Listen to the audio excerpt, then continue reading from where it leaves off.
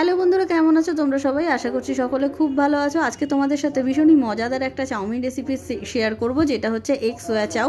তো ভেজিটেবলস আর প্রোটিনে ভরপুর এরকম চাউমিন রেসিপি বাচ্চা বড় সকলেরই ভালো লাগবে। সবার প্রথমে দেখো, জল ফুটে গেলে আমি চাউমিন আর সয়াবিনটাকে সামান্য লবণের সাথে সেদ্ধ করে নেব।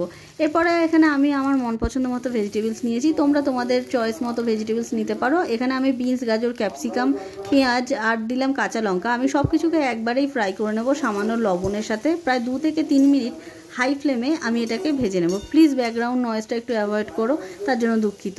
তো দেখো, এবার সব কিছুকে আমি ফ্রাই করে এখানে আমি দিয়ে দিলাম একটা ডিম। আমি লবণ দিয়ে ডিমটাকে এইভাবে এখানেই ফেটিয়ে নেব। তোমরা চাইলে ডিমটাকে আলাদা আগে ভেজে তুলে রাখতে পারো।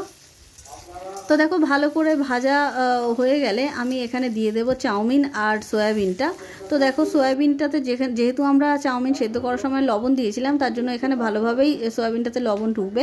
দিয়ে দিলাম 1 চামচ মতো ডার্ক সোয়া সস আর 1.5 চামচ মতো রেড চিলি সস। এখানে দিলাম আমি ম্যাগি মশলা আর লবণ। আমি এখানে ম্যাগি মশলা ব্যবহার করেছি, তোমাদের কাছে যদি চাউমিন মশলা থাকে তোমরা সেটাও ব্যবহার করতে পারো। তো দেখো, সব কিছুকে ভালো করে এবার আমি মিশিয়ে নেব। তো আমি এখানে আজিনামোটো ব্যবহার করিনি, যেহেতু আমি বাচ্চাদের জন্য বানাচ্ছি। তোমরা যদি চাও তাহলে এখানে আজিনামোটো ব্যবহার করতে পারো।